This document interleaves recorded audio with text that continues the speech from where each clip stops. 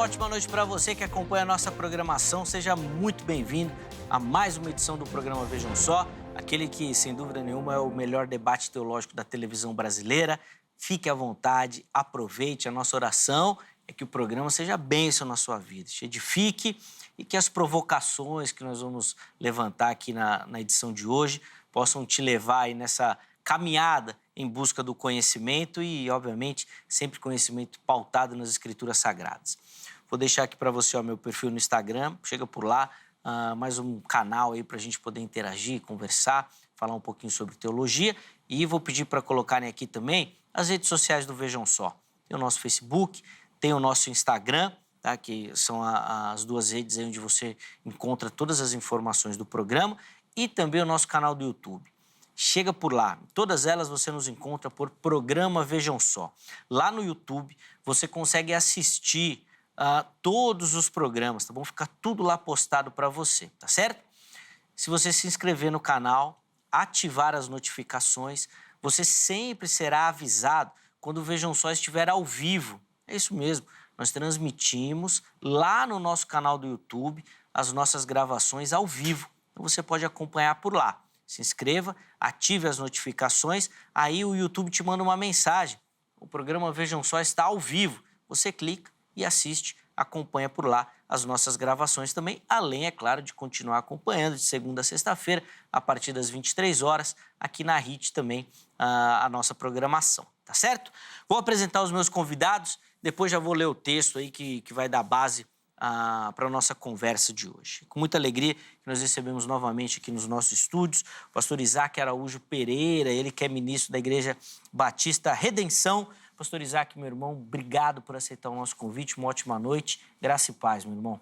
Boa noite, Zeca, pastor Jackson, todos os espectadores que estão aí conosco, seja na internet, seja primeiramente na TV, né? Mas é uma alegria estar aqui com vocês, poder contribuir aí com esse debate, falar de coisas da Palavra de Deus. E eu tenho certeza que os irmãos que estão acompanhando vão sair daqui edificados pela Palavra do Senhor. Boa. Para a gente iniciar, pastor Isaac, vou pedir as informações da igreja para quem nos assiste, por favor. Assim, você pode nos encontrar lá no site www.igrejaredenção.org.br e a partir de lá você encontra aí todos os nossos perfis nas redes sociais todas, Instagram, Facebook. O nosso canal mais importante é o no YouTube, onde nós temos todos os nossos sermões, temos cortes ali, aulas, e você pode acompanhar, ser edificado pelo conteúdo que nós temos, tanto no nosso site quanto no YouTube Igreja Batista Redenção. Se você quiser me seguir pessoalmente, eu estou mais ativo lá no Instagram, @IsaacPereira1. Boa, tem, inclusive, enquanto o pastor Isaac falava, as informações apareceram aí para você, tanto do perfil do Instagram e o site da igreja, onde você consegue localizar lá uma série de materiais. Inclusive, sempre que os pastores da igreja vêm aqui, eu sempre falo que uma fonte de informação quase que inesgotável. É bastante Você coisa. você vai labutar para conseguir acompanhar tudo que tem lá. Não só dos artigos, Sim. mas também dos vídeos. E aí o site vai te direcionar para o canal do YouTube, onde você vai encontrar muita coisa também, muito material. Vale muito a pena para você que gosta de estudar e de se aprofundar na teologia. De novo, obrigado, viu, meu irmão, pelo carinho. Prazer. É sempre um privilégio recebê-lo aqui. Nós temos a alegria também de receber nos nossos estúdios o pastor Jackson Araújo.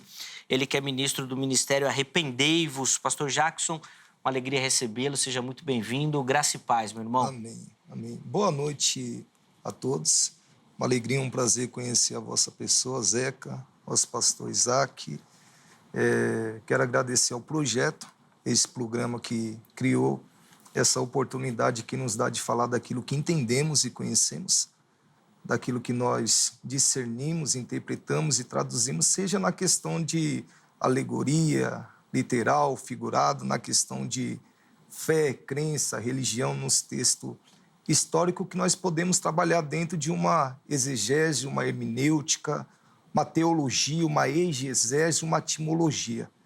E nessa oportunidade já está aqui minha gratidão a estar falando referente a esse tema. A alegria é nossa, pastor Jackson, em recebê-lo aqui, poder aprender um pouquinho, né, com muito que Deus tem dispensado na sua vida. Mas antes da gente entrar no debate, Vou pedir as informações da igreja também para quem nos assiste. Endereço, dias e horários assim das principais atividades por lá também, por favor. Ministério Arrependei-vos está localizado ali na rua José Mascarenhas, 1189, Vila Matilde. Os cultos lá nós temos às terças, quintas, das 20 horas e aos domingos a partir das 18 horas. Pode encontrar também ali nós no Facebook, Ministério Arrependei-vos, e também no nosso YouTube, Projeto Mensagens e Reflexões. Mas também quem quiser me seguir, pode ali estar me encontrando ali no Facebook, Jackson Araújo. Boa, inclusive aparecendo também aí os contatos para você, tá bom? Para poder acessá-los e entrar em contato com o nosso irmão, conhecer um pouquinho melhor do ministério. E os contatos dos nossos convidados ficam salvos lá no nosso perfil oficial do Instagram, no @programa Vejam Só. Só você localizar a postagem, né, sobre o programa e vai poder acessá-los também, tá bom? Bom, vamos entrar no nosso tema de hoje, começar a nossa conversa. E nós vamos começar com a fala inicial dos nossos convidados, respondendo a nossa pergunta e colocando ali o caminho que eles pretendem seguir durante o debate. Na sequência, a gente abre a oportunidade para você que nos assiste participar também, respondendo a nossa enquete, tá bom? Eu abri aqui lá no Evangelho segundo Lucas, capítulo 19, versículo 41. A passagem vai do 41 até o 44, mas eu vou ler só o 41 aqui para a gente ganhar tempo também. Porque diz assim: quando ia chegando, vendo a cidade, chorou. O evangelista fala aqui de Jesus quando avistou a cidade de Jerusalém e chorou sobre ela, e depois vem ali a fala de Jesus dos motivos do seu choro. E o que a gente quer responder é, bom, por que Jesus chorou se quem endureceu o coração daquele povo foi o próprio? O que significaria, então, essa atitude do mestre e esse relato dos evangelhos? Os convidados vão responder essa pergunta. Depois nós vamos poder aprofundar aí algumas questões também. E você que nos assiste vai ter a oportunidade de responder a nossa enquete também, dando a sua opinião. Pastor Isaac começa. Depois o pastor Jackson também terá a mesma oportunidade. E aí, pastor Isaac, como é que o irmão responde a nossa pergunta? E ela é provocativa para o pensamento do irmão mesmo, já sabe, né? Zeca, nós não podemos... nós não precisamos nos espantar com o vocabulário bíblico, porque é muito comum nós vermos na Bíblia Deus endurecendo o coração de pessoas. E ele faz isso porque ele é Deus. Ele faz isso porque ele faz o que ele quer. Ele faz isso porque ele é soberano. Então nós vemos em Êxodo 9, Deus endurecendo o coração de Faraó. Nós vemos Isaías 6, ali uma petição para que Deus tornasse insensível o coração do povo, endurecendo-lhes os ouvidos e fechando-lhes os olhos. É um vocabulário normal na Bíblia, não deve nos espantar isso. Nós vemos em João 12, um cumprimento ali de uma profecia bíblica, dizendo, por esta razão eles não podiam crer. Que razão? Eles não podiam, estavam designados para que não crescem. Eles não iriam crer de qualquer forma. Por quê? Porque já havia uma profecia de Isaías dizendo, cegou os seus olhos e endureceu-lhes o coração. Quem fez isso? Foi a própria pessoa? Não. O texto deixa muito claro que é o Senhor quem faz essas coisas. É o Senhor quem endurece o coração das pessoas. Nós vemos em 2 aos Tessalonicenses, vindo um poder sedutor da parte de Deus. Por esta razão, Deus lhes envia um poder sedutor. Qual o propósito? A fim de que creiam na mentira. É um vocabulário normal na Bíblia. Pode estar fazendo aí a sua mente ficar muito ativa e confusa, mas é um vocabulário normal da Bíblia, Deus atuando no coração das pessoas, de modo que elas não creiam, de modo que o coração delas seja endurecido para este ou aquele propósito. Josué 11, nós temos também, pois foi o próprio Senhor que lhes endureceu o coração para guerrearem contra Israel. O Senhor tinha um propósito, o que ele fez? Endureceu o coração dos inimigos de Israel. é um vocabulário extenso, comum da Bíblia, nós não precisamos nos espantar. Por quê? Porque Deus tem os seus propósitos, Ele é soberano e a vontade dEle está acima da vontade dos homens. Nós vamos discorrer aqui, como um bom debate, vamos discorrer aqui acerca de a que título Deus faz isso, mas a princípio, Zé, que eu quero deixar registrado aqui todos esses textos. Nós temos também Deuteronômio 2, 30, nós temos Jó falando quem pode resistir à vontade de Deus. Jó falando isso. Aliás, Jó, em sua defesa, por assim dizer, ele disse: eu sou justo, eu guardei todos os mandamentos de Deus. Ele fala lá em Jó 23, eu nunca afastei os mandamentos de Deus dos meus lábios. Nunca aconteceu, eu sou justo. E a Bíblia atesta a justiça de Jó. Mas ele diz no versículo 13 do capítulo 23, mas ele é ele. Quem poderá fazer-lhe oposição? Ele faz o que quer. Esse é o Deus verdadeiro, esse é o Deus que nós adoramos. O Deus que, para os seus propósitos, endurece o coração de quem Ele quiser.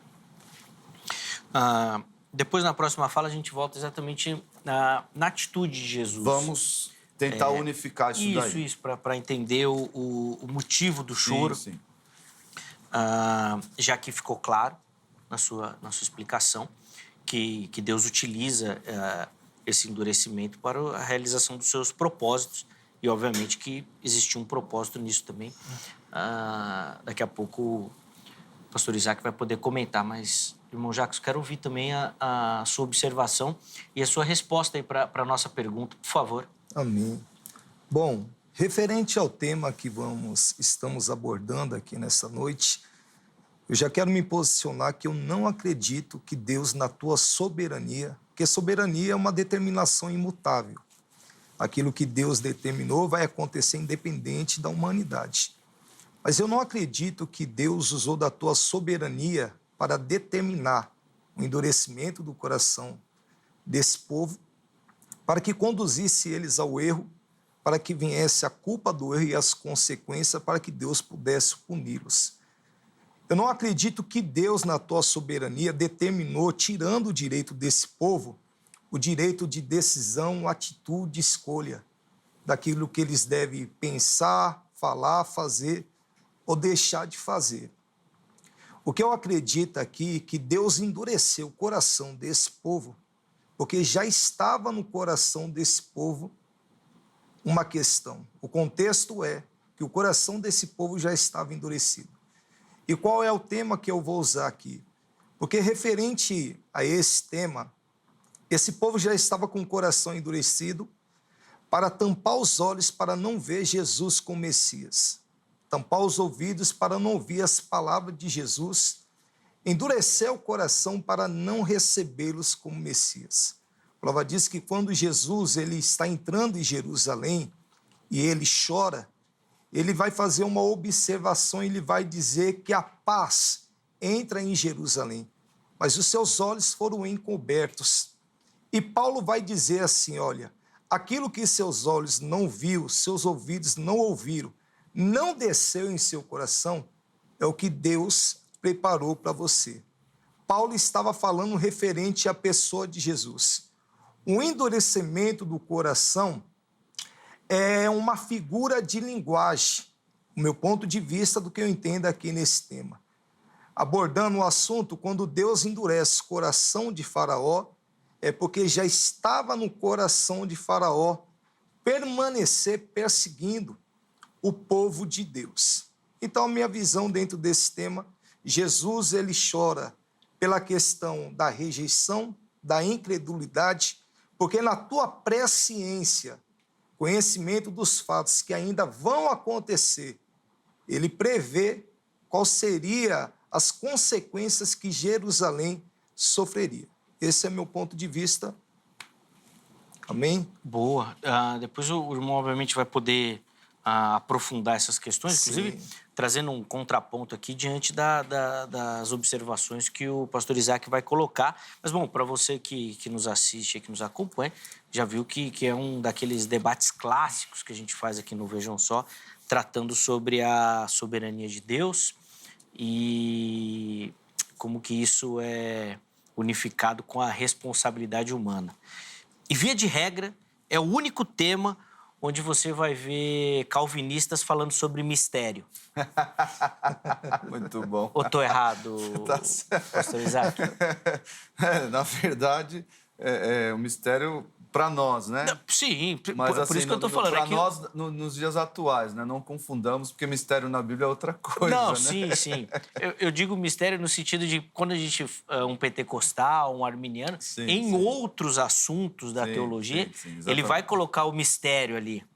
Inclusive, nos pentecostais mais clássicos, assim, o mistério está até na liturgia, tem alguns aspectos nesse sentido, né? Nos reformados, é raro você ver isso. Não tem mistério. Inclusive, a palavra mistério já foi revelado. Já. Então, na teologia reformada, ela é quase que extinta. Mas quando chega nesse ponto, às vezes eles falam, né? É um mistério de como isso se interliga ou como elas trabalham. Via de regra, usa muito aquele exemplo do trilho do trem, né? A soberania e a responsabilidade. E elas vão. Mas quando você olha de longe, lá no fundo, elas se unem, né? Mas quando você chega lá, elas estão separadas. Mas, bom, ele vai falar mais sobre isso. Deixa eu colocar na tela para você a nossa enquete. Você acessa lá no nosso perfil do Instagram, já aparece aqui. E lá você consegue responder e dar a sua visão sobre o tema que nós estamos abordando. Vamos colocar aí, por favor, a enquete que a nossa produção separou e deixou lá. A pergunta é a seguinte: o que Jesus viu em Jerusalém que motivou, obviamente, o seu choro? Vamos às opções? Primeira delas, ele viu uma cegueira espiritual. Afinal de contas, eles não reconheceram o Messias. Segunda opção, uma violência futura. Boa. Jesus previu, né, ouviu ali a destruição que iria acontecer. E a terceira opção, o choro foi motivado pelo sofrimento do povo. Jesus sentiu a dor daqueles que seriam afetados pelas situações vindouras também. Bom, então aí as opções, vai lá, vote, comente depois para a gente poder ouvir e saber aquilo que você pensa sobre o assunto também. Bom, vou voltar aqui à participação dos meus convidados. Pastor Isaac, eu já tinha adiantado lá, queria ouvir do irmão o motivo do choro, né? Por que Jesus chorou ali? E é interessante que esse episódio também me faz lembrar muito a passagem de Lázaro, né? Porque lá Jesus também chorou. E ele, inclusive, antes falou que não, essa morte é para mostrar a glória de Deus, né? Pô, óbvio que Jesus já sabia, acho que ninguém vai falar que ele não sabia. Mas nos dois episódios tem o choro, né? Queria que o irmão comentasse um pouquinho pra gente sobre, então.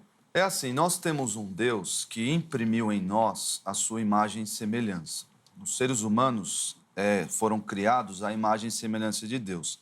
E ser criado à imagem e semelhança significa que nós temos emoções, nós temos vontade, nós temos personalidade, algo que os animais, os outros seres vivos, o resto da criação não tem. Então, o ser humano é uma parte da criação, é a coroa da criação mais especial. Então, Deus imprimiu essas emoções em nós e nós desfrutamos disso todos os dias. A questão é que, quando Jesus encarnou, ele desfrutou da nossa realidade em sua plenitude. Então, o Senhor Jesus, apesar de saber que determinadas coisas aconteceriam, ele, como um Deus imanente, não é só um Deus transcendente, ou pior, um Deus impassivo, aquele Deus que não sente emoções no trato com a criação. Não, esse Deus não existe. O nosso Deus, ele se relaciona com a criação e tem sentimentos, talvez não são os mesmos ou não são em sua plenitude. Nós não temos a correspondência perfeita, porque Deus é santo, Deus é perfeito, e os meus sentimentos também são carregados de pecado, mas eu sei que Deus se ira, eu sei que Deus nos ama, eu sei que Deus se entristece. A Bíblia fala desses sentimentos de Deus. E Jesus desfrutou disso em toda a sua passagem aqui por esta terra. Nós vemos Jesus chorando neste momentos chorando sobre Jerusalém. Nós vemos Jesus chorando na morte de Lázaro. Nós vemos o Senhor Jesus, olha só que interessante, Zeca e espectadores. Jesus foi ao Getsêmani orar. E Jesus chorou, Jesus estava ali em uma profunda angústia, pedindo: Pai, se possível, passa de mim esse cálice, mas não seja feita a minha, mas a tua vontade. Jesus estava dizendo o quê? Jesus estava se colocando contra o decreto de Deus. Cabia a Jesus, estava decretado, estava previsto, estava profetizado que Jesus haveria de morrer pelos pecadores que crescem nele. Jesus haveria de morrer. Mas lá, isso não impediu que ele fosse ao Getsêmani orar, com profunda angústia, mostrando ainda mais a humanidade, o fato de Jesus compartilhar em sua plenitude a humanidade que nos cabe. Então, antes que alguns aí, não, Jesus não era humano, isso mostra mais uma vez que Jesus desfrutou, e mesmo sabendo, e eu dou graças a Deus, Zeca e espectadores, que o coração dos judeus foram endurecidos. O texto diz, né? Ele veio para os seus, mas os seus não o receberam. Porque a partir daí, o evangelho, a salvação foi expandida para todos os povos. E isso já era previsto pelos profetas do Antigo Testamento, esse já era o plano de Deus, sempre foi o plano de Deus. Nós podemos falar daqui a pouco, na próxima fala, sobre esse plano de Deus, como é que ele se aplica, que é o que você disse, soberania e responsabilidade. Como é que eu harmonizo essas coisas? Como é que a minha mente consegue conceber isso? Mas, com relação ao sentimento de Jesus, o fato dele ter chorado, isso demonstra a sua compaixão, demonstra a sua humanidade em sua plenitude. Mesmo sabendo que ele veio para os judeus e os judeus não receberam. E graças a Deus por isso, porque você ouviu o evangelho, você provavelmente não é judeu, você ouviu o evangelho porque os judeus rejeitaram Jesus. E aí o evangelho se expandiu por todas as nações. Boa. Pastor Jacques, quero ouvir os seus comentários nesse sentido aí também, e principalmente falando um pouquinho como a sua visão interpreta o choro de Jesus diante da cidade. Bom, a minha interpretação referente a esse tema é bom abordar a questão que, como antecedi, soberania de Deus significa uma determinação imutável, né? Uhum. Aquilo que Deus determinou vai acontecer independente da humanidade. E aqui nós vamos ver aqui a ciência de Deus, conhecimento dos fatos passados, presentes e futuros. Nós vamos ver aqui também dentro desse tema a onisciência de Deus, conhecimento de todas as coisas. Mas nós vamos ver aqui nesse tema aqui a presciência de Deus, o conhecimento dos fatos que ainda vai acontecer. Houve dois motivos que Jesus chorou aqui nesse tema. Primeiro, a questão da rejeição referente ao povo que tamparam os olhos para não ver Jesus como Messias, tamparam os ouvidos para não ouvir a palavra de Jesus, endureceram o seu coração para não recebê-lo como Messias. O segundo motivo do choro aqui é que Jesus, na tua presciência, conhecimento dos fatos que ainda vão acontecer 30 anos depois, ele prevê com antecedência a destruição de Jerusalém, o sofrimento de Jerusalém. E aqui, como abordei aqui, antecedendo meu posicionamento, eu não acredito que Deus, na tua soberania, determinou o endurecimento desse coração, desse povo, para conduzir eles ao erro. Até porque eu sustento uma palavra dizendo que Deus só endureceu o coração desse povo porque já estava no coração desse povo. É bom abordar a questão aqui, acredito que vai encaixar aqui, irmão Zeca, a questão que porque Deus endureceu o coração de Faraó. Há um tempo atrás estava estudando um tema de que é uma figura de linguagem. Deus fala num sotaque humano. É a mesma coisa, você está com a garganta inflamada, pegou um resfriado e você quer tomar sorvete. E você sabe que você não pode tomar sorvete, mas de tanto você insistir, eu vou lá e digo, então vai lá, toma sorvete. Não é que a minha intenção é piorar esse agravo que você está na inflamação, mas é por causa da sua insistência. Você sabe que há uma inflamação na garganta, mas você quer tomar sorvete. A linguagem humana, no hebraico, eu usaria essa palavra: eu vou te fazer tomar esse sorvete. É uma figura de uma linguagem. Ou seja, quando Deus endurece o coração de Faraó, estava já no coração de Faraó. Há um livro dos mortos conhecido lá no Egito, de que um egípcio, quando chegava ao óbito, eles acreditavam que o coração deles de carne seria apresentada a Horus. E depois esse coração de carne ele seria colocado num prato para ser apresentado a deusa Mate, onde esse coração de carne falaria dos pecados dessa pessoa. Então eles tiveram uma ideia de burlar esse entendimento. Quando um egípcio chegava ao óbito, eles pegavam um escaravelo, um besouro de pedra e colocavam no lugar. Para quando esse coração de pedra fosse colocado no prato apresentado à deusa Mate, um coração de pedra não tem nada o que falar desse povo. Então, quando Deus endurece o coração desse povo, era dando entendimento: olha, eu vou fazer o que já está no seu coração. Mas ainda que vocês acreditem que lá na frente, quando for pesado na balança, o coração de vocês não terão nada para falar para vocês, eu vou mostrar para vocês que eu pesarei na balança e vocês serão julgados. Esse é o meu entendimento referente a esse tema. 2 motivos Jesus chora: pela rejeição, pela presciência, porque ele vê que 30 anos depois Jerusalém sofreria, e o endurecimento que Deus faz no coração desse povo é porque já estava no coração desse povo rejeitar Jesus como Messias. E aí, pastor Isaac? Assim, falando em termos figurados, né? A questão da presciência, para Deus, não funciona como para nós, em termos de saber o que vai acontecer no futuro. Porque Deus criou o tempo. O texto de Gênesis diz: no princípio. Então, houve um começo para o tempo.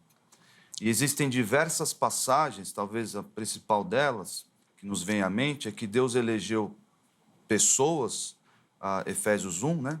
Diz que Deus elegeu pessoas antes da fundação do mundo. Então, antes da criação do tempo, Deus elegeu pessoas. Então, não havia futuro para Deus consultar. O futuro, por assim dizer, que na mente de Deus não funciona assim, mas, por assim dizer, estaria na mente de Deus, nos seus propósitos, nos seus planos. Então, quando o tempo foi criado, é claro que Deus se relaciona com a sua criação, respeitando o tempo. E uma outra vez até interrompendo o tempo, como fez com Moisés lá. Mas Deus se relaciona com a criação. As profecias falam de coisas que vão acontecer no futuro. É Deus entrando na história, entrando na criação e obedecendo essas regras aí, né? Mas quando Deus determinou, quando Deus fez os seus planos, não havia tempo. Não havia futuro para Deus conhecer, não havia futuro para Deus consultar. Então, quando, é claro, Jesus nessa experiência, estando aqui, sabedor de todas as coisas, ele chorou pelos motivos que eu mencionei. Jesus sabia da destruição de Jerusalém no ano 70. Jesus sabia da rejeição de Israel por aquele tempo. Jesus chorou por ser homem. Jesus chorou por ver, sim, o endurecimento do coração desses homens. Mas quem endureceu o coração deles?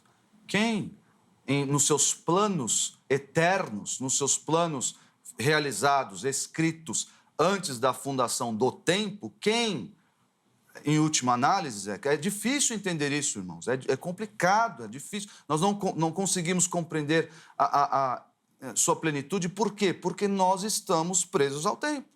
E quando dizemos Deus, quando formulou seus planos para a humanidade, colocou lá, estava lá, o coração de Israel será endurecido, o coração do faraó será endurecido, e tantas outras coisas que nós podemos mencionar aqui.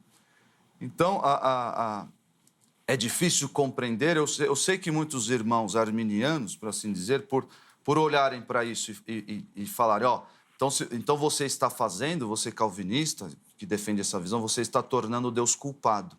Mas essa é a grande questão, é o elo perdido, Zeca. O que Jó disse, Jó passou pelo que passou sem em nada atribuir a Deus culpa. E nós vemos no relato, por mais que você diga, foi Satanás que fez o que fez com Jó, mas quem mandou, quem soltou Satanás para fazer isso? Em última análise, não é Deus, não seria Deus, entre aspas, culpado? De forma nenhuma. Jó, e nós sabemos, é o elo perdido entre soberania e responsabilidade, que não existe, não nos foi revelado. Nós vemos em Lucas 22, claramente, soberania. O Filho do Homem vai conforme está predeterminado. Quem determinou a morte de Jesus? Quem traçou os planos para a morte de Jesus? Não foi o próprio Deus? Foi. Todos nós cremos nisso. Que Deus, em sua soberania, no escrever da história, escreveu ali a paixão de Cristo, a sua morte e ressurreição. Amém? Todos dizemos amém. Mas no mesmo texto, ele atribui responsabilidade a quem, por meio de quem traiu Jesus, que foi Judas. O Filho do Homem vai conforme está predeterminado, mas ai daquele por quem o Filho do Homem vai morrer, que está se referindo a Judas ali. Como eu uno essas duas coisas? Na minha mente finita, eu não consigo. É o que o Zeca falou, é mistério. Mas o calvinista, ou você mesmo, não precisa se definir como calvinista, sim, mas olhando para essas coisas, você fala, eu não sei. Aprove a Deus não revelar qual é a ligação entre um. É o que o Zeca falou. Está lá, os dois trilhos caminhando juntos. Está na Bíblia, esses ensinamentos estão na Bíblia, mas eu não consigo harmonizá-los em minha mente infinita. Sim, por isso que eu brinquei com a questão do mistério, porque é exatamente essa intersecção que às vezes no pensamento calvinista parece que fica tão distante, né? Que o pensamento arminiano consegue fazer com mais facilidade, vamos dizer assim, né? Mas, bom, quero te ouvir também, pastor Jacques, principalmente nessa reflexão, e afinal de contas, o pastor Isaac trouxe uma interpretação aqui para tentar, colocar entre aspas, assim, derrubar a sua ideia da presciência, né? Falando que quando Deus fez o plano, ou todo o planejamento, não tinha nem tempo, muito menos futuro, para que ele pudesse antever ou consultar. Bom, a questão desse tema aqui que estamos abordando, eu não vejo coerência, eu não vejo... É como se eu afirmasse que Deus tem prazer em conduzir esse povo a errar. A errar? Porque fazer uma afirmação dessa é responsabilizar que Deus determinou esse grupo de pessoas a errar. E qual é o erro? Rejeitar Jesus como Messias. É como se Deus tivesse prazer. Olha, eu vou conduzir vocês ao erro, vai ter a culpa do erro e as consequências, e eu vou punir vocês. O que me dá base para sustentar que exatamente nesse tema, Deus dá a esse povo duas opções e uma escolha a fazer, é que no livro de Deuteronômio, o 5º livro dos Pentateuco, escrito lá por Moisés, o seu capítulo de número 28, Deus ele vem falando, se me ouvires atentamente, me obedecer e cumprir todos os meus mandamentos e estatutos, então Deus ele vem trazendo uma proposta, que aquele povo seria abençoado no sair e no entrar, seria abençoado na cidade, no campo, os animais do campo seriam abençoados, os frutos da terra, o ventre de cada mulher, o celeiro daquele povo. Aquele povo seria um povo próspero, né? Alcançariam novos lugares trariam eles novos vínculos de amizades, novos vínculos trariam eles novos projetos trariam novas ideias, e eles teriam crescimento. Porém, capítulo 28, a partir do versículo 15, vai dizer, e se não ouvires a minha voz e não me obedecer, ele vai dizer assim, não cumpris meus mandamentos e os estatutos que hoje eu te ordeno, sobre ti virão todas essas maldições e te alcançarão. Capítulo 28, ele vai dizer então que o povo seria maldito no entrar e no sair. seria maldito na cidade, no campo, no animal da terra, na plantação do campo, o ventre, o celeiro. E a partir do versículo 53, o que eu falo, a sua presciência, conhecimento dos fatos que ainda vão acontecer, a Bíblia vai revelar aqui que a partir do versículo 53, o próprio Deus antecede dizendo: aquele que não ouvir a minha voz, não me obedecer, não cumprir seus mandamentos e os estatutos, Jerusalém será destruída. Jerusalém será devastada. Haverá fome sobre Jerusalém. E isso quando chega agora o período do Messias, e agora 70 anos depois de Cristo, Jerusalém é destruída, é devastada. Houve fome em Jerusalém, tanta fome ao ponto das mães comer a seus próprios filhos até as placentas, sem dividir com seus maridos e seus filhos por causa da fome.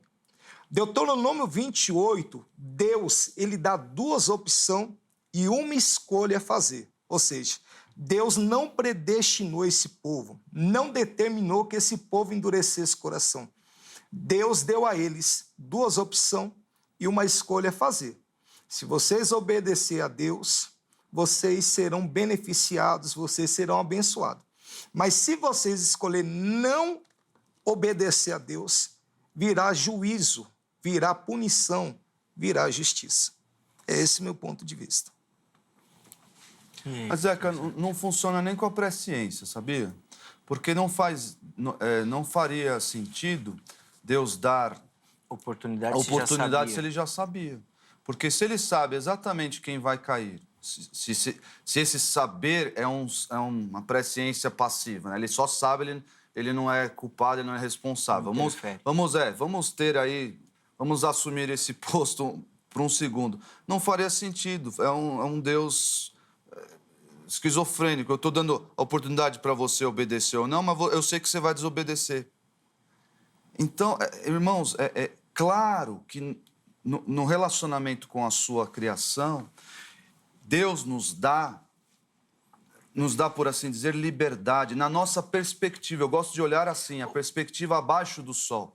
Na minha perspectiva, eu criei em Jesus, eu aceitei o Evangelho, eu respondi, eu escolhi essa roupa, eu escolhi pecar ou não. Na minha perspectiva, eu tenho essa autonomia para escolher entre o bem e o mal.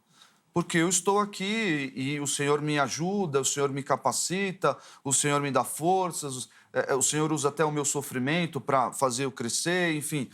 Deus me corrige, me disciplina, nesse relacionamento, e que a partir da minha perspectiva, eu estou vendo ali a autonomia da minha vontade. Só que, na perspectiva de Deus, que está além do tempo, Deus que é soberano sobre o tempo, Deus que é maior do que o tempo. E, aliás, é um perigo dizer que Deus consultou o futuro, porque se Deus só consultou o futuro está além de Deus, está à parte de Deus. Então, é um ente fora de Deus. E se é um ente fora de Deus, é maior do que ele. Mas se o futuro que Deus consultou é a sua própria mente, amém?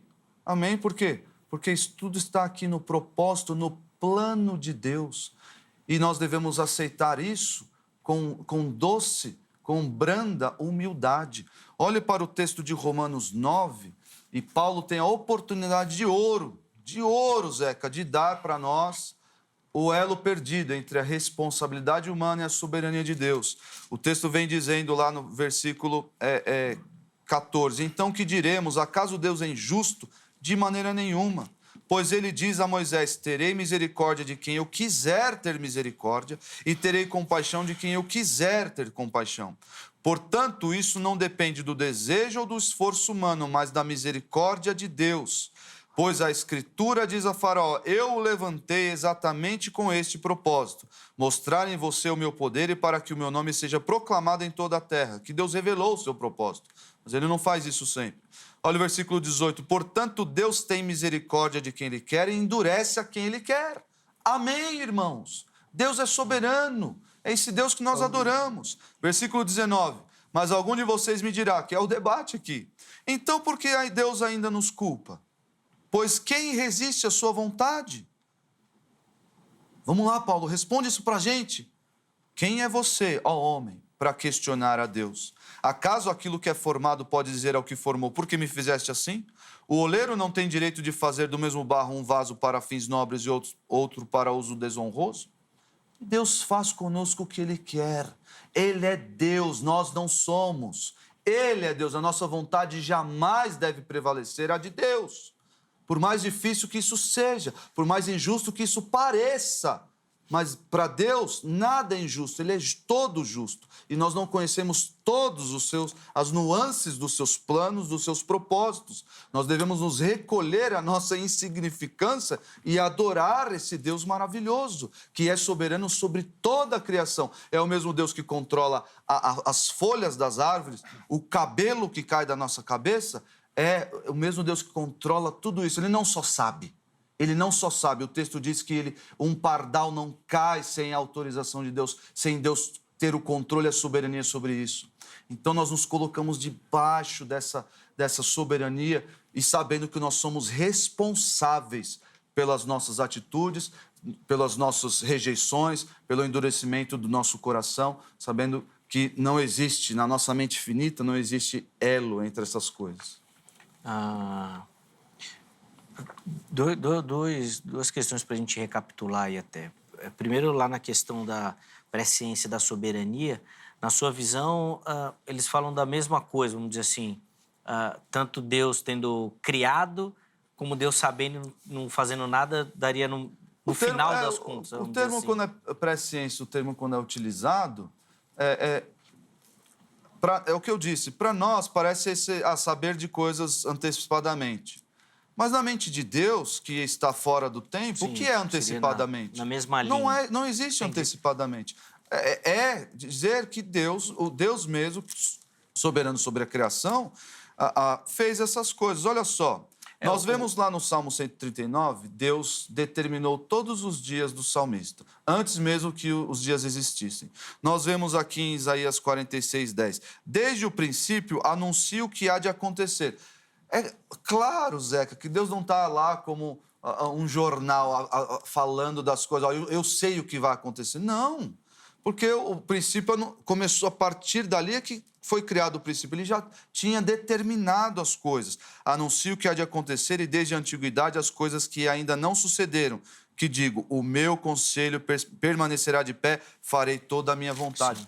E mais, inclusive falando em vontade, a Bíblia diz que Deus opera em nós tanto o querer quanto o realizar. Sim. Então, a minha vontade também é determinada por Deus. Bom, depois eu volto aí que eu tenho outras questões, mas também para deixar um pouquinho o pastor Jackson falar também, né? Senão fica... O pastor Isaac vai monopolizando aqui o debate. Pastor Jackson, queria que o irmão começasse primeiro por essa refutação, né, que o pastor Isaac trouxe da questão do texto de Deuteronômio que o irmão trouxe e colocou lá, bom, se ele preveu, se ele conheceu, se ele determinou, seria a mesma coisa, por que ele deu duas opções sabendo que já ia escolher uma ou não? Por favor. Bom, anteceder aqui, Deuteronômio 28, é uma base bíblica que eu tenho para sustentar a minha fala que Deus endureceu o coração desse povo porque já estava no coração deles.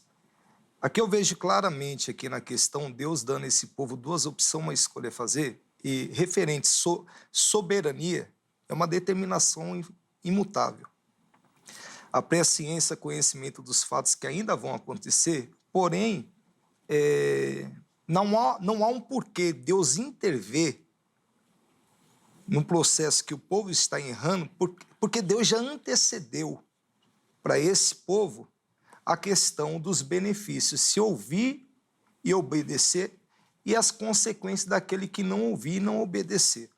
Prova disso, já desde lá de Gênesis, Deus dá ao homem o livre arbítrio. São dois temas. Mas nessa oportunidade, Deus ele olha para Adão, ele olha para Eva, lá no jardim do Éden, e ele vai dizer, comei de toda a árvore que há, menos daquela. Ele dá a esse povo, ele antecede quais serão as consequências, porque se comer desta, morrerá. Por que Deus vai intervir, sendo que ele já antecedeu as consequências? Ele está avisando você com antecedência as consequências de decisão, atitude, escolhas erradas. Ele está antecedendo aquilo que o Pai, lá em Romanos 2,16, vai dizer que o Pai, por meio de Jesus, o Cristo, revelará o segredo de todo homem. Qual segredo? O que pensamos, falamos, fazemos e deixamos de fazer. Então, a intervenção de Deus aqui, ainda que ele sabe o que vai acontecer no futuro, não tem por que Deus intervir no processo que o povo está errando, porque ele já antecedeu. Se você errar, você vai ter as consequências. Mas se você obedecer, você será abençoado. Esse é meu ponto de vista. Pastor, eu confesso que eu só fiquei um pouco em dúvida quando o irmão fala da questão da soberania e da presciência. E quando o irmão definiu soberania, falou sobre atos imutáveis, decisões É uma imutáveis. determinação imutável. Pronto. Aquilo que Deus... Isso. Mas como é que nós vamos distinguir isso biblicamente? E aí vamos usar o exemplo da destruição de Jerusalém. Como é que a gente define ali? Ali nós estamos falando de algo que Deus determinou e que ia acontecer? Ou nós estamos falando de algo que ele previu Isso. Posso responder sim. Referente à destruição de Jerusalém 70 anos depois de Cristo, para mim, não foi uma determinação de Deus. Tá. Para mim, foi que Deus antecedeu, lá em Deuteronômio 28, a partir do versículo 53, as consequências de quem não ouve, de quem não obedece, de quem não cumpre os mandamentos e os estatutos.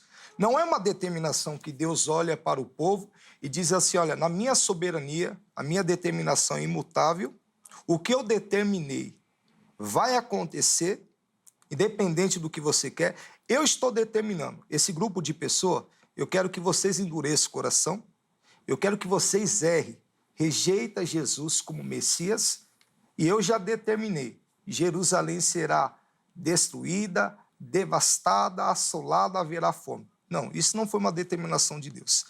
Isso foi consequências da desobediência. E a questão do livre-arbítrio, pastor? O irmão defende que o homem hoje tem livre-arbítrio? Sim.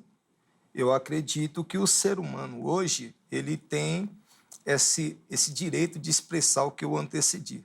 Decisão, atitude, escolha. O que pensa, o que fala, o que faz, o que deixa de fazer. Esse tema que nós estamos abordando aqui é o livre-arbítrio desse grupo de pessoas que perverteram em seu coração e eles mesmos já haviam decidido com antecedência. É por isso que Deus ele prevê a onisciência de Deus, conhecimento de todas as coisas, mas a presciência, conhecimento dos fatos passados, presente e futuro, Deus ele prevê, ele sabe o que vai acontecer.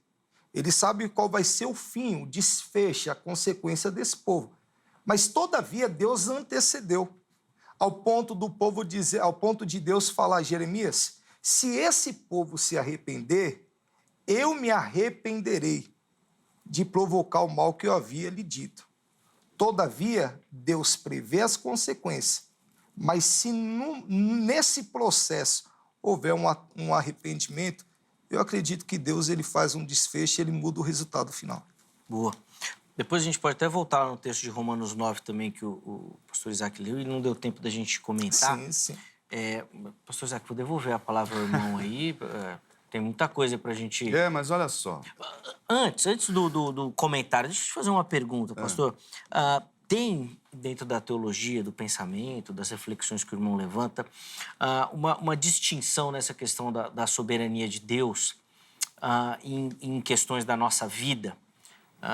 Por exemplo, quando a gente fala de salvação, nós estamos falando de soberania de Deus, determinação de Deus. Em outras questões da nossa vida, teria aí uma livre agência, uma outra questão ou não?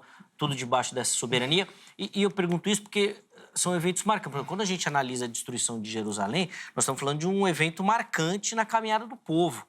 Então, é óbvio que Deus ali ia determinar alguma coisa. Quando a gente fala da crucificação de Cristo, nós estamos falando de uma determinação. Judas, como um personagem histórico, eu também acredito até numa determinação de Deus, porque era o plano. Mas para tudo, assim, às vezes eu fico meio confuso nesse sentido, por favor. Deus determina todas as coisas, Zeca, por mais difícil que seja aceitar isso. Lá em Daniel, Daniel 4, diz que ninguém resiste à vontade de Deus. Eu costumo dizer que, assim, para as pessoas tentarem se aproximar um pouco, né, da realidade. Nós, na nossa perspectiva, debaixo do sol, na nossa perspectiva temporal, nós temos liberdade de escolha. Eu sou livre para escolher. É claro que existe aquele sentido em que todos pecaram, destituídos estão da glória de Deus, não há quem busque a Deus, não há um sequer. Então, a nossa natureza pecaminosa dos incrédulos, ela é determinante, ela determina os seus passos. Mas e os incrédulos que fazem boas escolhas, né? Isso aí é outra perspectiva que eu estou trazendo, né? A perspectiva de você ser responsável pelas suas escolhas. Quando nós falamos não há quem busque a Deus, nós vamos falar de salvação, como você mencionou. O homem não pode, um morto em delitos e pecados não pode se levantar da sepultura e aceitar o convite. Nós precisamos da graça de Deus, a graça irresistível, preveniente, mas aí é outro debate, né? Mas nós, olhando para todo o plano de Deus, olhando para a Escritura, olhando para a nossa vida, nós vemos Deus controlando cada ato do ser humano, inclusive endurecendo-lhes o coração, para que façam isso, para que façam aquilo. O texto de Provérbios diz que Deus inclina o coração do rei para onde quer. Então, Deus determina os dias, como eu disse lá no texto de Salmo 139, Deus tem os dias determinados da pessoa, não só a contagem, né? Sim. Mas como essa pessoa vai viver. E não é só saber disso, porque, mais uma vez, nós vemos aqui em Atos 2:23, sendo este, Jesus, entregue pelo determinado desígnio, determinado plano e presciência de Deus. Esse plano, quando começou a ser formulado? É o plano B? É o plano B? Adão e Eva pecaram, agora eu vou ter que... Jesus é o plano B. Não é. Por quê? Porque foram escolhidos os eleitos, e aqui arminianos e calvinistas concordam que existe predestinação. Questão de soteriologia, né? Mas foram escolhidos os eleitos antes da fundação do mundo. Então, antes mesmo de Adão e Eva, Deus já havia escolhido os seus eleitos. Antes da existência deles, antes da existência do mundo. Então, Deus formulou esse plano, e, aliás, Jesus é o ápice da glória de Deus, conforme Hebreus. Mas, olha só, vós o matastes. Olha aqui, mais uma vez, soberania, predeterminação dos planos e responsabilidade humana. Vós o matastes, crucificando-o por mãos de iníquos. Deus usou o julgamento injusto para crucificar Jesus? Usou. Jesus foi julgado injustamente? Foi. Por homens maus? Foi. Deus usou tudo isso daí para completar os seus planos, para salvar os eleitos? Sim. Tudo. E nós não nos espantamos. Quando é com Jesus... Na verdade, meus queridos, fizeram uma pergunta para R.C. Sproul uma vez. Por que coisas ruins acontecem com boas pessoas? Ele disse, isso só aconteceu uma vez. E ele se voluntariou. Com Jesus. Verdade. Então, meus irmãos, nós não podemos ter essa visão mesquinha de Deus, que Deus está consultando o futuro. Deus olhou lá no ano 70, então eu vou falar aqui em Deuteronômio que por causa da... Deus não está ali consultando o futuro para fazer os seus planos. Pelo contrário, o futuro são os seus planos, que ele já determinou desde os tempos eternos. Então, eu não tive liberdade para escolher essa roupa. É mentira, pare de criar esse espantalho. Eu tive liberdade para escolher. Na minha perspectiva, eu tive. Mas nos planos eternos de Deus, na sua soberania completa, porque se Deus não é soberano sobre algo, ele não é soberano. Está no conceito da própria palavra. Se existe algo fora da soberania, fora do poder decretivo de Deus, não sei se essa palavra existe, mas fora do poder decretivo de Deus, então ele não é soberano, porque tem alguma coisa ali que ele não pode mexer. não pode mexer na vontade humana, porque ele tem livre-arbítrio. Não pode. Então, não, irmãos, não. Tudo isso, na perspectiva de Deus, se harmoniza. Na minha, eu vou escolher sair daqui e pecar ou não pecar. Deus vai me disciplinar por isso. Eu vou ser responsável por isso. Mas Deus vai me dar graça. Tudo isso se harmoniza na mente de Deus e nos seus planos. Era uma pergunta que eu queria fazer antes. Só um minutinho, só, bem rapidinho, se é que é possível, né? Isaac, ninguém vai poder se apresentar indesculpável diante de Deus com essa questão, né? Ainda que seja um soberanista. Né? Exatamente. Até porque, Zeca, o nosso estado, nós nascemos em delitos e em pecados, e em pecado a nossa mãe nos concebeu. Então, o nosso estado já é de perdição. Sim. É o nosso estado de nascimento. É natural. É o estado natural. Então, eu já estou condenado. Eu já estou condenado ao inferno, porque eu sou pecador. Então, a criancinha lá, por mais difícil que seja entender isso, mas o estado dela, ela é pecadora. Sim. E aí, havendo ali, ela crescendo, entendendo o evangelho, crendo em Jesus, e esse é o único meio de salvação, o único meio de salvação é a fé em Jesus, crendo em Jesus, essa pessoa, ela passa do estado de condenada para justificada. A gente podia depois fazer um debate sobre essa questão aí da salvação fora, assim, da... Tem muita gente... Eu sei que é um assunto... Você foi mais restritivo aí. É um assunto insalubre, mas tem muita aí. gente aí que cria alguns outros meios de salvação. Legal. Anota aí, Angélica. A opinião do Isaac é interessante. A gente marca alguma coisa para ele vir falar. Eu ia fazer... Lembrei aqui da salvação e esqueci do que eu... livre-arbítrio, obviamente, não, né? Então, quando os teólogos falam de livre-arbítrio, e aí alguns calvinistas vão dizer livre-agência, né? É porque... diferente de Adão e Eva, que foram criados perfeitos, nós carregamos a natureza pecaminosa. Então, por carregar a natureza pecaminosa, nós não podemos buscar a Deus no sentido salvífico. Eu não posso, como eu mencionei, num cadáver não pode se levantar e buscar o Senhor. Não pode, porque eu estou morto. Então, no sentido soteriológico, não existe livre-arbítrio. Mas, mais uma vez, existe, na minha perspectiva, essa liberdade de escolha, de escolher as coisas. E quando um irmão faz um apelo na igreja, venha, se você quer aceitar Jesus, venha à frente. As pessoas vão à frente porque elas decidiram ir à frente. Mas lá vocês não fazem apelo. Né? Não. Então, tá bom. Vamos lá, pastor Jackson. Tem coisa aí para o irmão comentar, hein? Com certeza. E eu acho que com a sua fala nós vamos encerrar o bloco aqui, que eu acho que o nosso tempo... nós vamos precisar terminar. Por favor, vamos lá. Bom, referente ainda ao assunto que nós estamos abordando, Jeremias 17, versículo 9 ao 10, vai dizer: enganoso é o coração mais do que todas as coisas, e perverso quem o conhecerá? Eu sou o Senhor que esquadrinho o coração e prova os pensamentos, e isso para dar a cada um segundo os seus caminhos e segundo o fruto das suas ações. Então, aqui, mais uma vez, qualquer consequência que é atribuído ao povo passar é responsabilidade total humana. Total humana. Questão de livre-arbítrio, Josué, o seu capítulo 24, o seu versículo 15, você vai ver aqui uma oportunidade de decisão. Porém, se vós parece mal aos vossos olhos servir ao Senhor, escolhei hoje a quem servais. Se os deuses a quem servir os vossos pais, que está no vale da além do rio, ou os deuses dos amorreus em cuja terra habitais, porém eu e minha casa serviremos ao Senhor.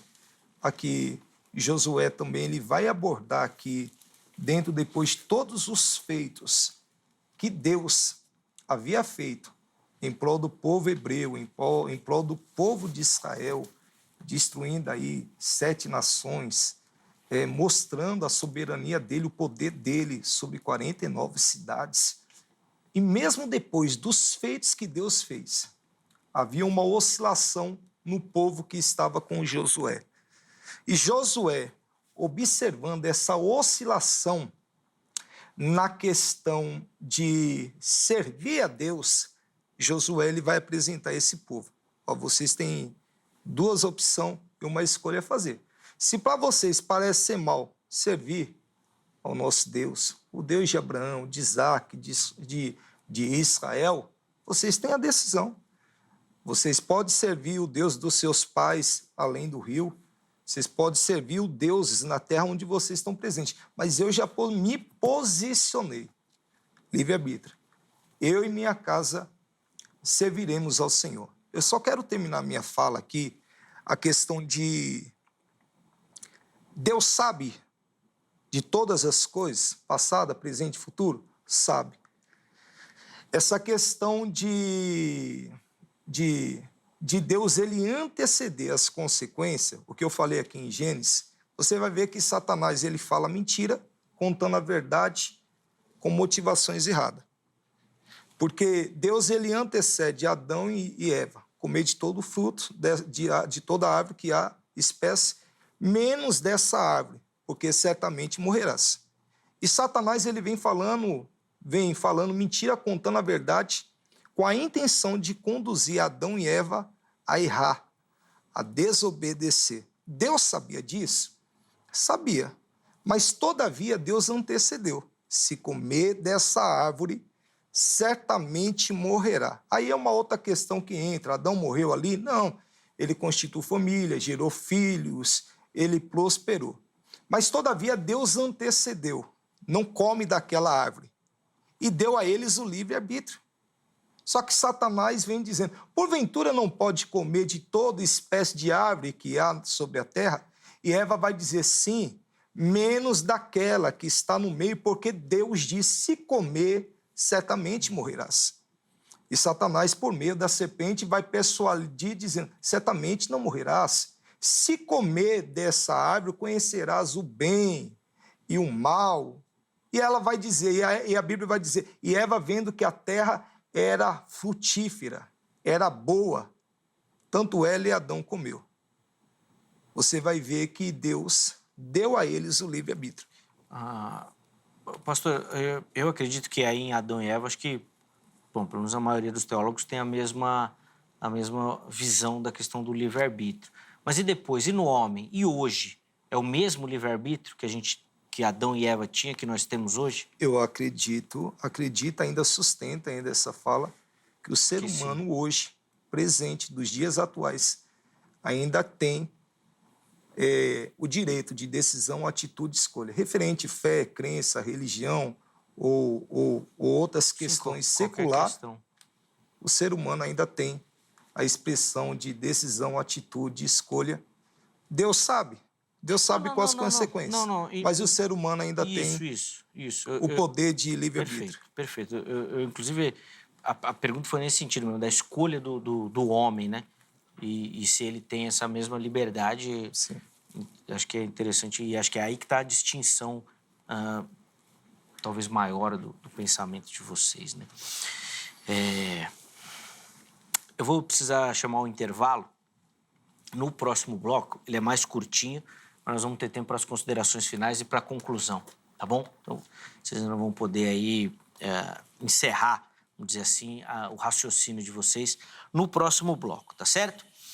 Antes do intervalo, deixa eu dar 2 recadinhos para você que nos assiste. Primeiro, falar sobre a Grade, Academia Teológica da Graça de Deus, que é uma instituição parceira aqui do Vejam Só, e que nós recomendamos para você que quer estudar teologia, quer se aprofundar no conhecimento das Escrituras Sagradas, que quer se preparar para o trabalho ministerial. Procure a Grade, código 11 3115-0819. Código 11 3115-0819. Anota aí direitinho, porque amanhã você liga em horário comercial, tá bom? Não vai ligar agora, essa hora da noite, não, que aí não vai ter ninguém, tá certo? Mas amanhã você liga e aí pega todas as informações para você poder se matricular e fazer parte desse time da Grade, tá certo? Além disso, todas as redes sociais da HIT aqui para você. Vem conhecer a nossa programação, vem conhecer o nosso conteúdo. Tem muita coisa legal aqui na HIT e eu tenho certeza que você vai curtir e não vai mais trocar de canal. Vai acompanhar tudo aqui na HIT, tá bom? Intervalo rápido, Vejam Só vai, mas na sequência nós já estaremos de volta.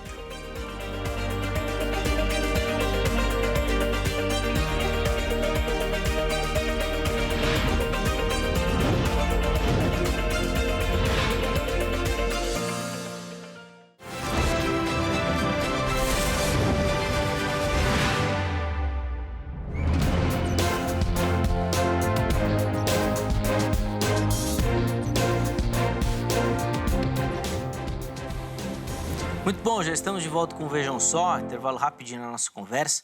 Hoje procurando respostas aí para essa pergunta, né? Tentando entender o motivo do choro de Jesus diante da cidade de Jerusalém, se ele mesmo endureceu o coração daquele povo, recebendo aqui nos nossos estúdios o pastor Isaac Araújo Pereira e o pastor Jackson Araújo.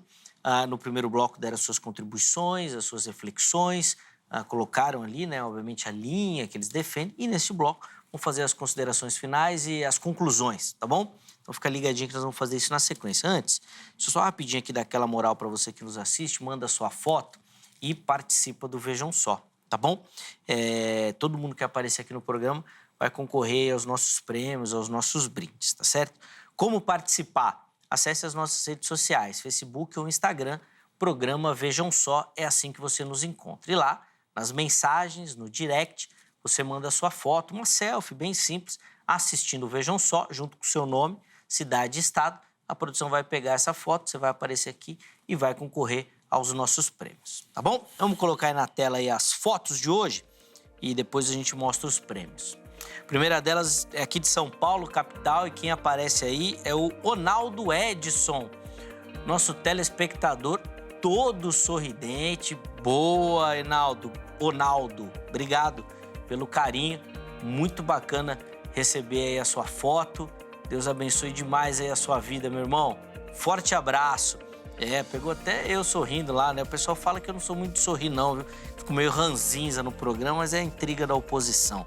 Obrigado, Ronaldo. Deus abençoe, meu irmão. Falaram que eu andei muito com o Weber, né? Aí ficou meio fechadão. Boa. Vamos lá, a próxima foto vem lá do município de Neves, em Minas Gerais. E quem acompanha aí é o Vinícius Fonseca. E o Vinícius caprichou, hein?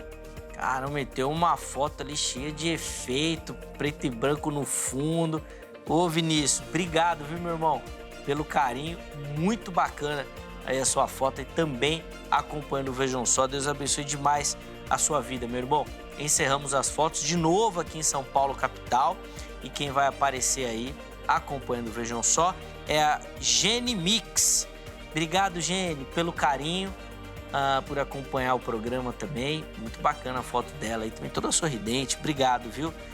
Deus abençoe demais a sua vida, minha irmã. E ó, todo mundo que aparecer aqui no programa vai concorrer à nossa tradicional caneca. É isso aí, nós vamos mandar aí na sua casa, ó. Essa belíssima caneca aí, ó, pra você. Então manda a sua foto para você participar. Aí ela chega aí na sua casa, para você tomar seu café, seu chá, a sua água. Vai poder desfilar com a nossa caneca, tá bom?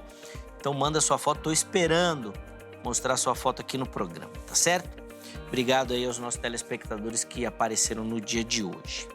Meus irmãos, infelizmente esse bloco é bem curtinho, então são 3 minutos para cada um, tá bom? Eu já peço desculpa, mas se precisar eu vou interromper aí, porque agora o final do programa se aproxima, a gente não tem mais tempo para negociar, tá bom? Então vou pedir para vocês oferecerem aí as considerações finais, a conclusão para o nosso telespectador. O pastor Jackson vai começar o bloco, o pastor Isaac vai ter o privilégio então de encerrar o programa de hoje. 3 minutos, meu irmão, por favor. Bom, concluindo aqui referente a esse tema aqui, né, na oportunidade, esses 3 minutos, eu gostaria de lembrar vocês. O livro de Tiago, capítulo 1, versículo 13 ao 14, vai dizer que Deus a ninguém tenta e a ninguém lhe provoca o mal, mas cada um é tentado, é atraído, é engodado pelas suas próprias concupiscências. Depois de havendo a sua concupiscência dado luz ao pecado, gera o pecado consumado, ele gera morte, né? Então, dentro desse tema, como nós podemos afirmar que Deus ele é responsável pelo sofrimento que o povo sofreu, se a ninguém ele tenta e a ninguém ele provoca o mal, né? Antes, toda a responsabilidade é dada às suas concupiscências. Podemos também enfatizar em Romanos 10, 21, Deus vai dizer a Israel, mas a todos os dias, a este povo, eu estendi a minha mão, a este povo rebelde e desobediente. Porque Deus endureceria o coração desse povo e todos os dias ele estenderia a mão para esse povo rebelde e contradizente. O Salmos 11, versículo 7, vai dizer que Deus é justo, ele ama a justiça e o teu rosto se volta para os retos. Segunda carta aos Coríntios, capítulo 5, versículo 21, vai dizer que Jesus não conheceu o pecado, mas se fez pecado por nós, para que nós fôssemos a justiça de Deus. Então, se Deus ele é justo, ele ama a justiça, e teu rosto se volta para os retos, não tem como eu ver coerência aqui, Deus sendo injusto, endurecendo o coração desse povo.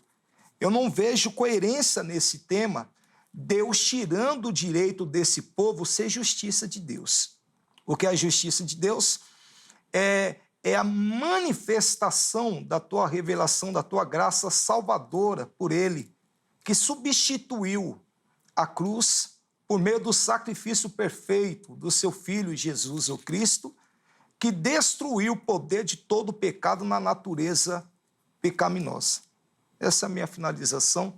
Continuo acreditando que Deus endureceu o coração desse povo, porque já estava no coração desse povo rejeitar Jesus como Messias. Boa. Pastor Jacques, muito obrigado, viu, pelo carinho. Amém. Prazer recebê-lo aqui no Vejam Só.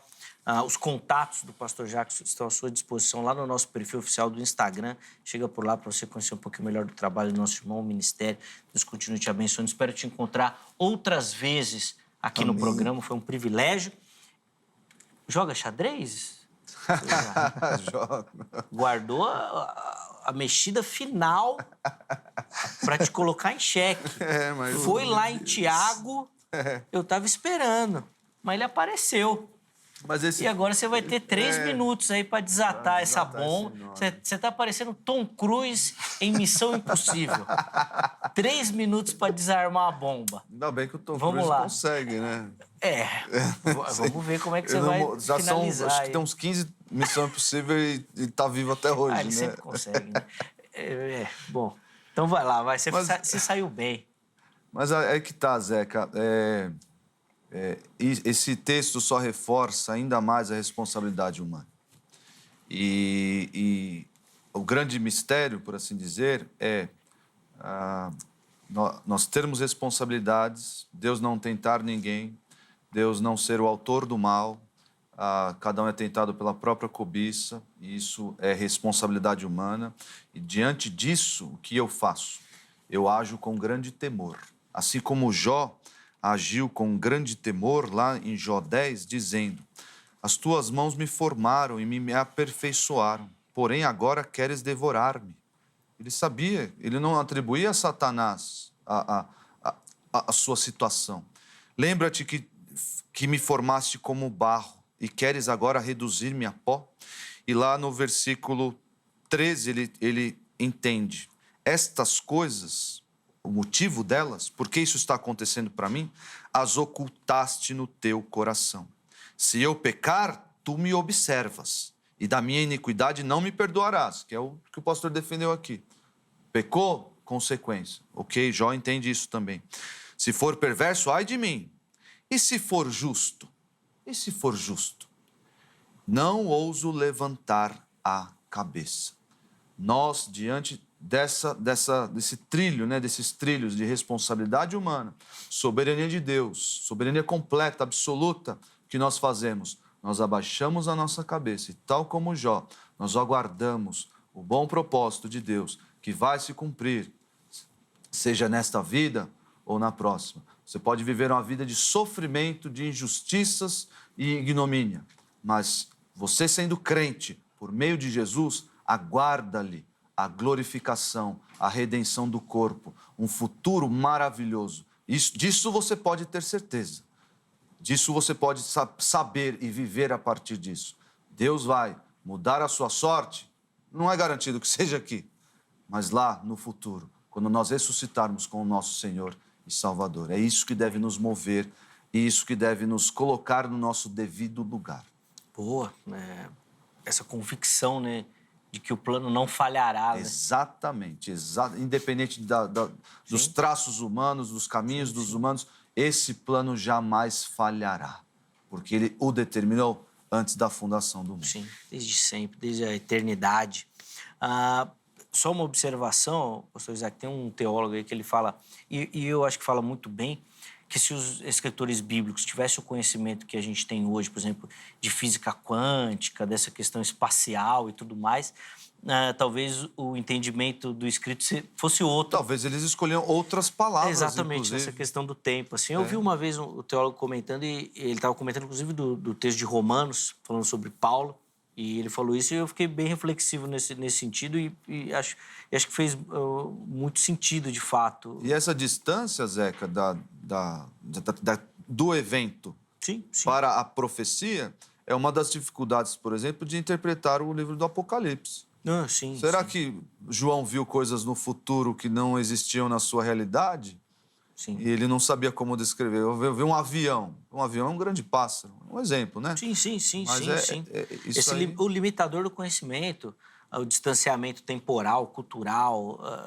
Mas Deus escolheu pescadores para escrever dúvida, a sua dúvida. palavra. E é por isso que todo teólogo reforça e vai falar que o conhecimento básico, salvífico, na sua leitura do texto bíblico, ele vai te alcançar. Amém.